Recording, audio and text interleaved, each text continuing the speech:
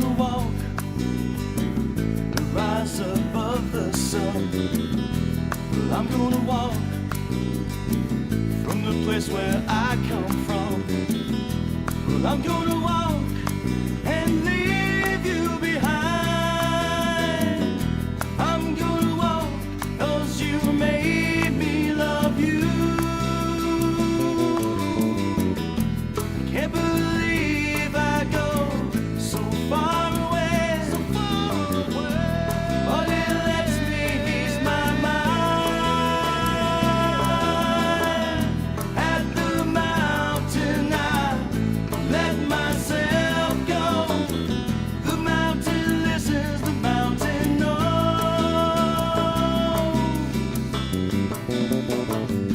Well, you're gonna walk 'cause you say you love me.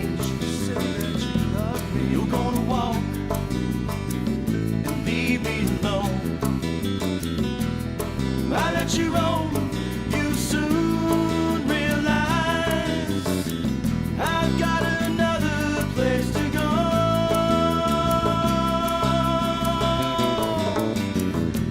Can't believe I go so far away, so far away. But it lets me ease my mind.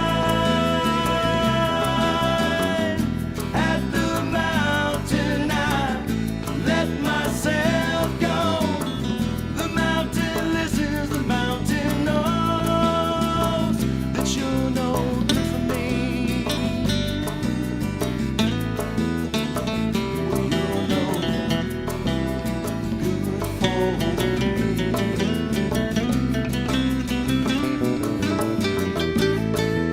I trust the mountain, she gives me pride. Well, I speak to her like she's my bride. She doesn't play any games, she doesn't laugh at me. She just listens and she knows.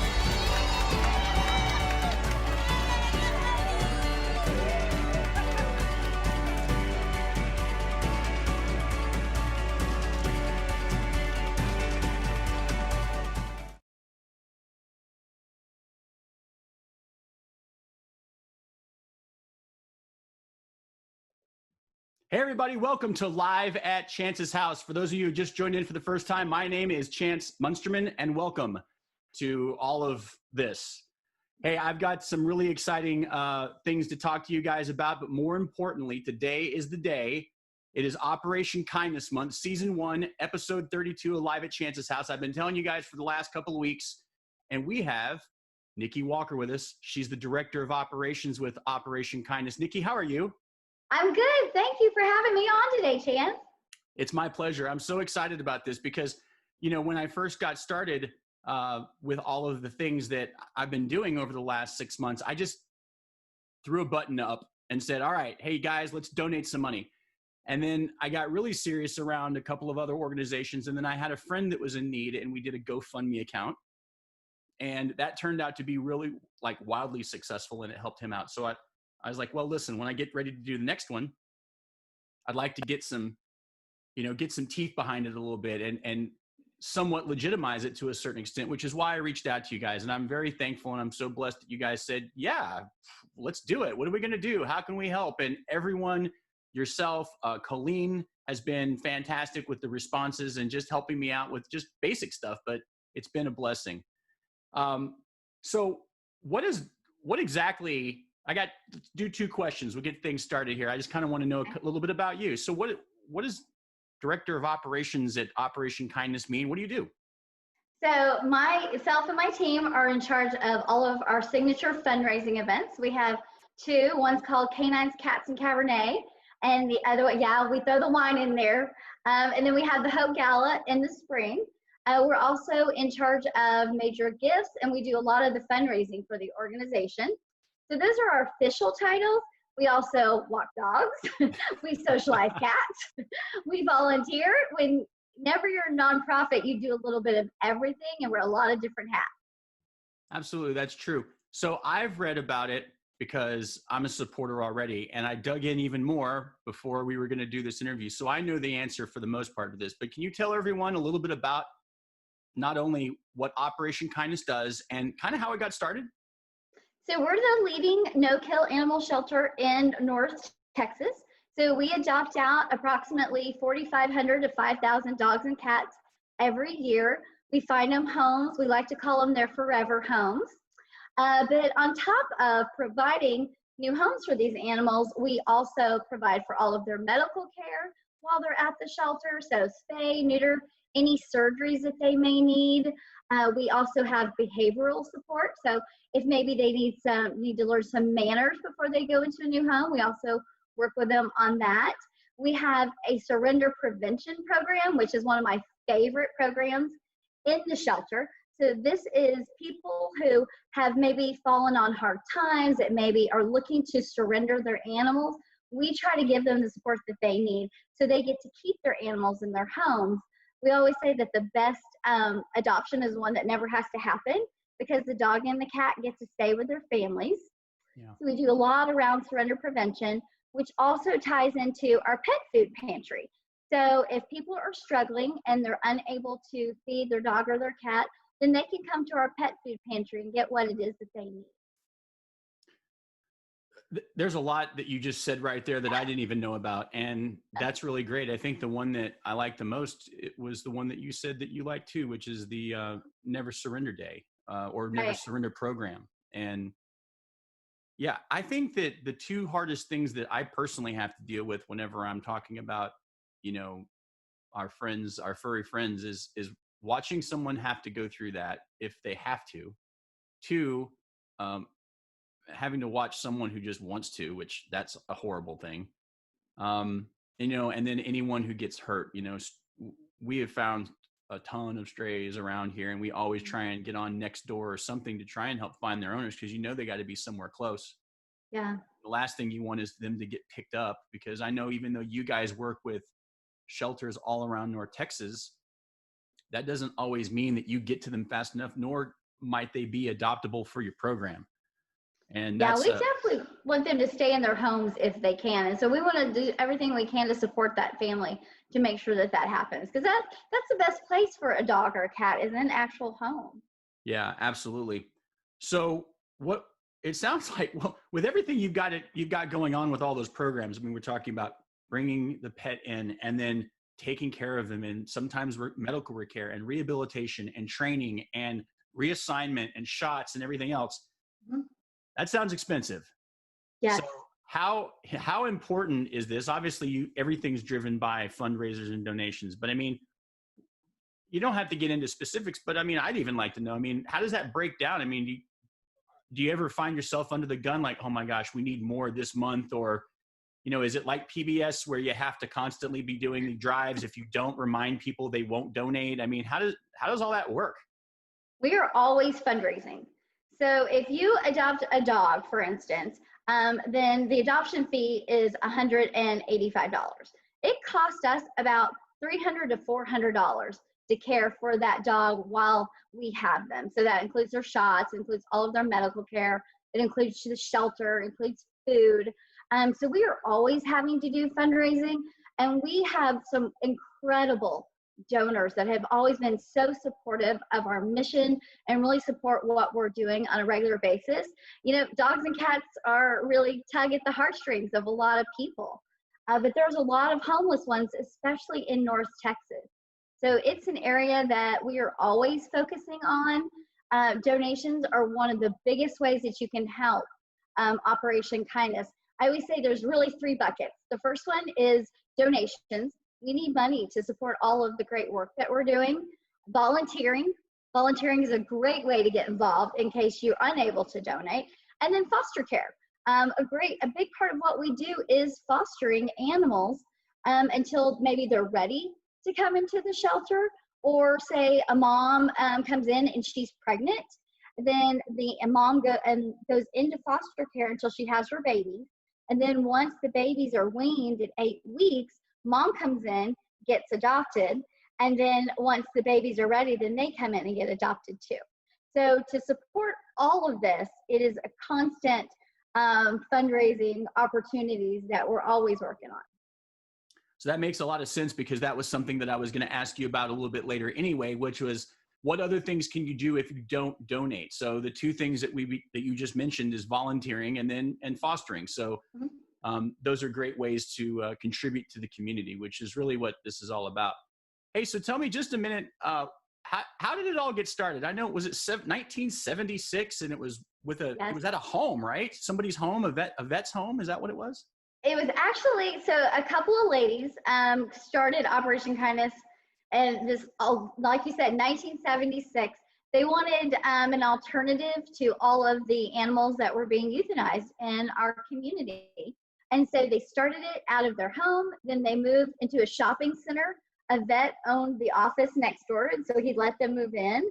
And then it grew into the shelter that we have in Carrollton. They actually started in Garland, and now we're located in Carrollton, and we sit on about 5 acres of land. It is a really beautiful place to come. There are so many people that are afraid to go to a shelter because they're scared that it's going to be sad. Mm-hmm. And so I invite everybody to come once we're open again, because we have walking trails. We have play yards that the dogs get out on. We actually have what's called our catio, and I put it in air quotes because it is a room that has just a kind of like a fence around it, like a screen.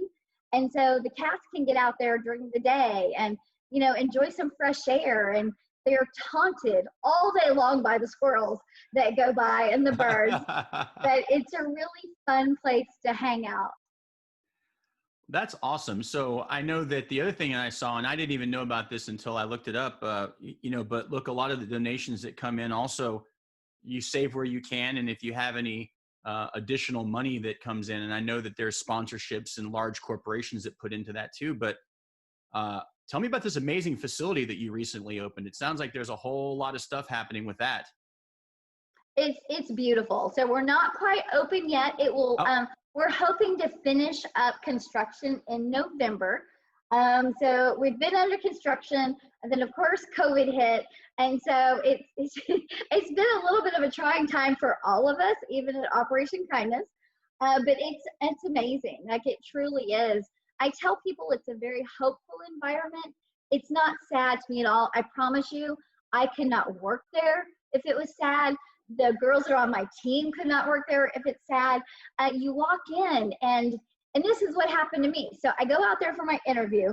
I walk in expecting that I'm telling myself, do not cry during this interview for this job because it's very unprofessional. And so I walk in and volunteers are walking dogs. They're being, walked around on this property of 5 acres. There's tree-lined walking trails. Like, it's just a very happy place. Yes, we are dealing with some very serious illnesses, especially for the ones that are in our hospital. But for the most part, they're being incredibly cared for. Volunteers are there that are socializing them. They're walking them. One of my favorite things that they often do is we had some kids that were coming out and reading to the dogs, and it was adorable. And so the kids are working on their reading skills, and then, of course, the dogs are being socialized. So it's a wonderful place to come visit. If anyone's looking to bring a dog or a cat into their home, I encourage you to come see us. We have adoption counselors that work with the public to make sure it's going to be a good match for their family. We're going to ask lots of good questions, and we just want to make sure that it's going to be right for the pet and right for the animal too, or right for the people. No, that makes a lot of sense. I mean, because the last thing you want is to end up putting, one of the animals, one of our pets into a home, and then they end up not liking it or not working out. Then now you got a whole nother trauma that's going on. I don't know. I'm sure you do. I mean, I believe this to be true too. I mean, our pets they are sensitive. They have feelings. They know what's happening. My dog knows when things are going on, whether we're upset or whether we're happy or whether they've done something wrong, if they're in trouble, or, even if they have to go to the vet, they have no idea. You'd think that they speak English most of the time, but they know. So that would be a horrible tragedy and traumatic to that animal if they thought that, hey, I'm home and I feel good and I feel safe finally, but then I'm not safe anymore, and that's horrible. So I'm really thankful for that part of the process that you guys do as well, because that's a really important part of it, to making sure that they get to the right family after they've already been in your care. And sometimes, for whatever reason, it doesn't work out. We have a very generous policy that you can bring them back, because even when you meet them at the shelter, you think it's going to be a perfect match, and you get home, for whatever reason, it just doesn't work out. That's okay. Bring them back, and we'll make sure that we find the right home for them, and then, of course, find you the right pet for you and your family as well. Well, that's even better. So that's the icing on the cake. There's a give and take process. So that's really good. And I'm glad that we're going through this, because I think that for the people that are going to be watching that may not know anything about your organization, I mean, I think these are important topics, so that if they're considering adopting a pet and they want to come out and they want to know what those things are and how it works. And I appreciate that. So we've got a thing coming up. It just happens to be, I did not plan this. I wish I was this smart, that I do this show on Thursdays, but next Thursday is the 17th and it's North Texas Giving Day. And so I'm excited about that, because we are going to be able to raise more money. And this is in your wheelhouse, because you are the fundraising queen for the operation. So talk to me a little bit about exactly what North Texas Giving Day is and why it's important. So North Texas Giving Day, like you said, is coming up, and it is our largest online fundraising day for Operation Kindness. So it's a community-wide event, and Operation Kindness benefits greatly from this day of fundraising. We invite people to go to the website. You can go to operationkindness.org and you can find the link, or you can go to the North Texas Giving Day website, and you can also search for Operation Kindness and make your donation there. The money that's raised goes to provide the food, the shelter, all of the medical care that these animals need while they're at Operation Kindness until they find their home. It provides the behavioral support that we continue to give them. And it just really does sustain our organization. And I cannot say enough about how much donations are always needed for Operation Kindness. So yes, you picked a great time for us. It's a really exciting day, and we really do depend on the public and the generosity of people that love pets and want to support it. So here's my question, because I want to make sure that everyone knows why this is also important. You have sponsors that match donations, correct? There's matching funds. We had a $10,000 match. We've already met that $10,000 match, which is exciting. But I will give a little sneak peek to your viewers that we may have another match that might be coming up throughout the day, so they can look for that also. Well, that's fantastic. So just for everyone who's watching, I want you guys to know that by the time you see this, and for most of you that watch this show, we always pre-record these interviews for a reason, but this is Wednesday, September 16th. So North Texas Giving Day is tomorrow, but I will give everyone an update about what that looks like when we wrap up the interview and let you guys know where to go and what to do. Of course, there's going to be the donate button that will be in the comments link that I'll have up so everyone can donate through Facebook if you're watching on here and that's what you want to do. It's absolutely okay. I'm pretty sure Nikki and the organization aren't going to say no if you decide to hit that button. But we've heard a couple of other things that are really important too, is that North Texas Giving Day has met a match that they already had. So that might lead us to going ahead and donating through the Facebook button, but I'll find out more information. And when we do, might be a great opportunity for us to go over there as well if we want to double up what we're sending to Operation Kindness. So how long have you been with the organization? 12 years now.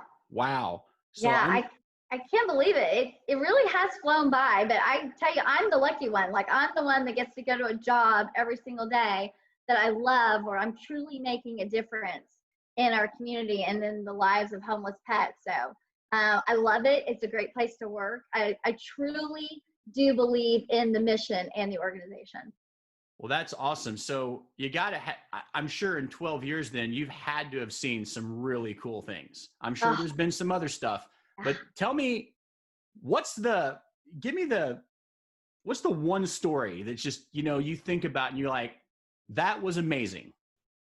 So there's so many, there's thousands that I could just run through my head, but I will tell you, so although I've been there 12 years, it was the third day that I was on the job that I met Sunny. And so, I'm brand new to the organization, not really sure what's happening. And then all of a sudden we find out that we're getting 57 dogs from a puppy mill. And I, like many other people, I knew puppy mills were bad, but I didn't really know the extent of it. And so I just said, put me where you need me. I'll do whatever you need me to do. Just tell me where to go. So they put me on the bathing station. So they bring in these puppies, and they bring in one that I just named Sunny because I got to do that. So I named her Sunny, and I'm looking at her, and she's terrified. I mean, she is so scared. She's shaking. And so now I go over to give her a bath, and she's what I think is like this chocolate brown color, because that's what I'm seeing. Well, as I'm bathing her, I realized she was not chocolate brown at all. She had like a sandy blonde coat, but she was just so filthy when she got there. So I take so much time giving this puppy a bath. Of course, I fall in love with her. I take her outside, and I promise you, Chance, I probably spent 10 minutes trying to find this perfect little patch of grass to put her on. So I find it, I put her down, and I promise the story's gonna have a happy ending. So I put her down on this patch of grass, and she just freezes. And I was fully expecting I was gonna have to chase her because she was gonna take off running. She didn't, she froze. And one of my coworkers reminded me, often when you have dogs that come from a puppy mill, their feet have never touched grass before. So they're in wire crates. They don't get outside very often. And so, of course, I take her out there to potty. She doesn't do what she needs to do. So I work with her along with some other volunteers over probably a week's time. Every day, she's coming out of her shell more and more and more. And so it's probably about 2 weeks later, I take her back out to this perfect little piece of grass that I had found for her to go potty. She potties, she runs, she's running circles around. I mean, it was just exactly what you expect a puppy to do. And so, she got adopted probably 3 days later. So that is the one story that has stuck out in my mind the most. I love seeing the transformation of the dogs and the cats when they come in. Sometimes they come in and they're happy go lucky and they're ready for anything. Some need a little bit more care, some need a little bit more attention, like Sunny did. And then of course 3 days later I'm in the lobby, a family comes in, they fall in love with her just as I had, and they couldn't be happier to take this little puppy into their home. And I think that's been probably the biggest thing that I've learned. I knew when I went to work at Operation Kindness, I'd be seeing all these happy dogs and cats. I was not prepared for the transformation in the people that I would see and how happy they are to really bring these animals like you and I feel like they're family members, bring them into their home and give them their forever home. So that has been truly rewarding. And I will never forget Sunny, even 12 years later. That's a fantastic story. All right. Well, here's the tough one. I just have to know. So how hard is it for you every day not to walk out with a new adoption? So, of course, I see dogs and cats that I love every single day. But it's actually not as hard as you would think. And I think it's because I do get to see those individuals and those family members that come in, and they are so happy and they're so excited to adopt and save a life, because they truly are saving a life when they adopt a dog or a cat from Operation Kindness. So that makes it much easier. That makes a lot of sense. Hey, are you limited to only cats and dogs, or will you take any? We are only dogs and cats. Okay. Of course, out in our park, out by our walking trails, we've got squirrels and we've got birds, but only adoptable animals are the dogs and cats. Okay, that makes a lot of sense. I just wanted to know because some people might have that question. I'm sure you probably get calls. Hey, we found a snake. Or, yes. Or bunnies. We get a lot of rabbits. A lot of rabbits. A lot of people want us to take their rabbits. We've got this emu problem.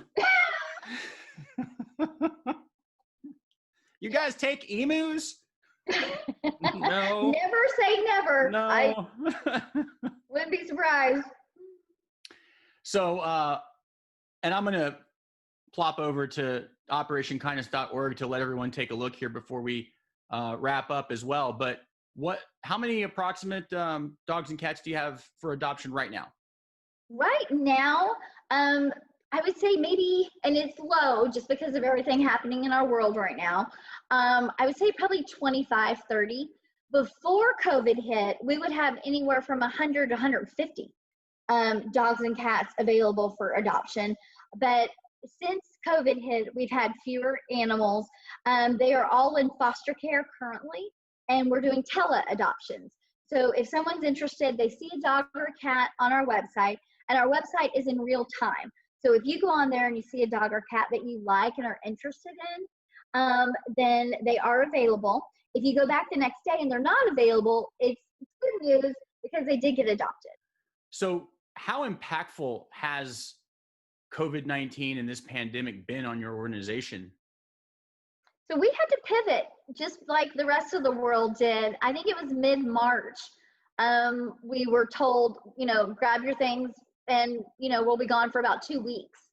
And that has lasted much longer. So what we did was like we said, we pivoted. We still have to save lives. There's still homeless animals out there. So we're doing what we're calling tele-adoptions now.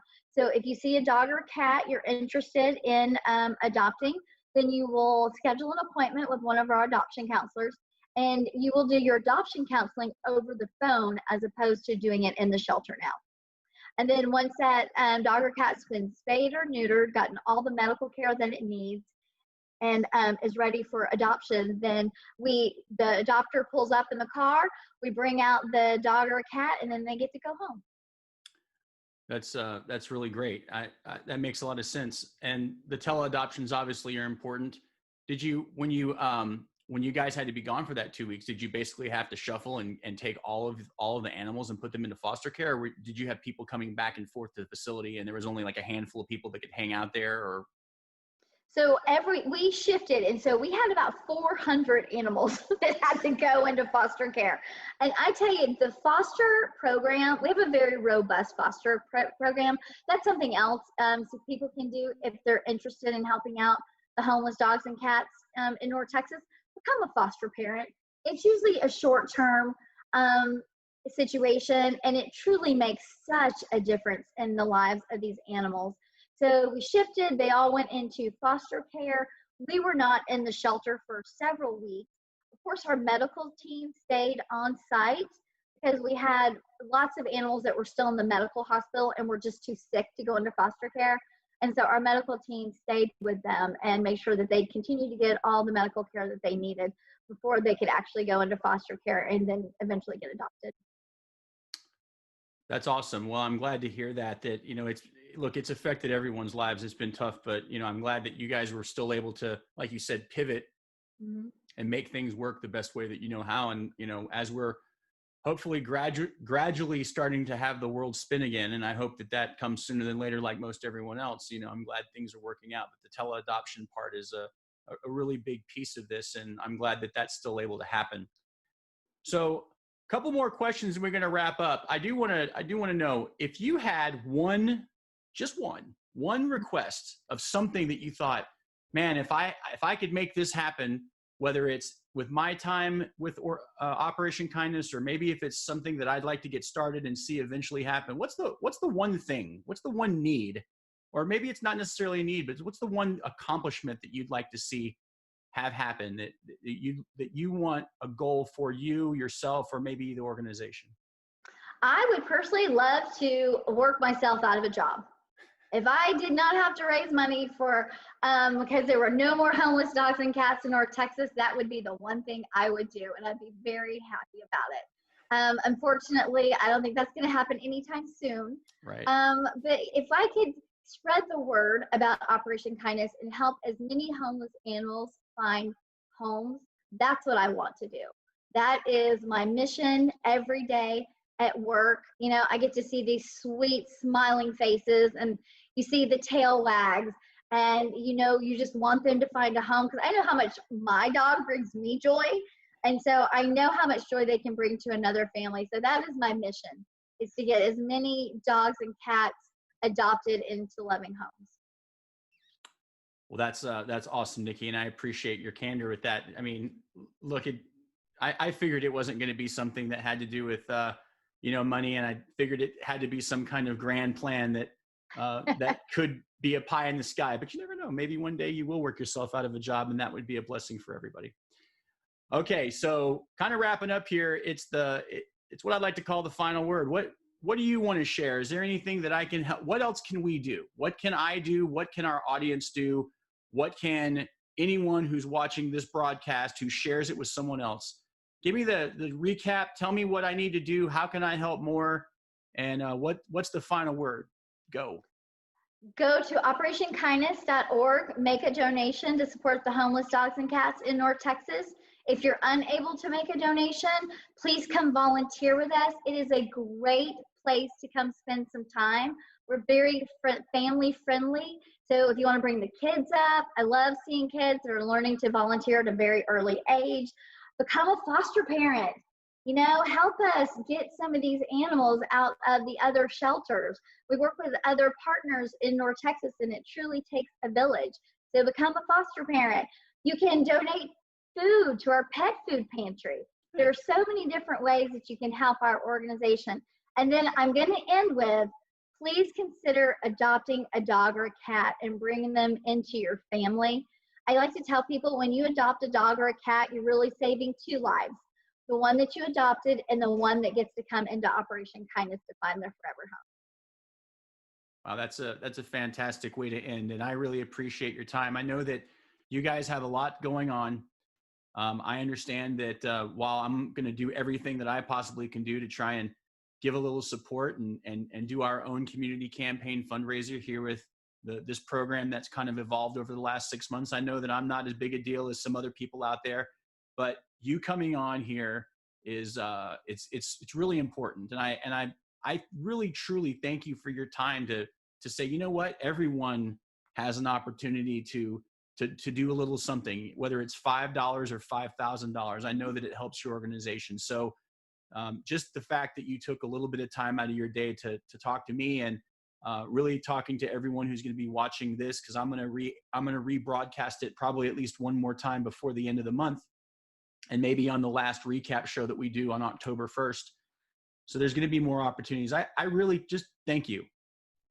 Thank you. Thank you for giving me this opportunity to spread the word about our organization. It truly means a lot. I love what you're doing for us and for the other nonprofits, very worthy nonprofits here in North Texas that need your help. So thank you for all that you're doing as well. I appreciate the sentiment. That means a lot to me. And I'm excited that, you know, we're going to be able to forge through. We still got technically 3 more shows. So I really got 3 weeks. I was kind of made September, like instead of a 4-week month, I kind of made it a 5-week month by including October 1st. Yay. So we're going to do it. We got 3 more of these to go. Season 1, episode 32. Nikki Walker's her name. She's the director of operations for Operation Kindness. Check them out at operationkindness.org. And stay tuned for more right after this.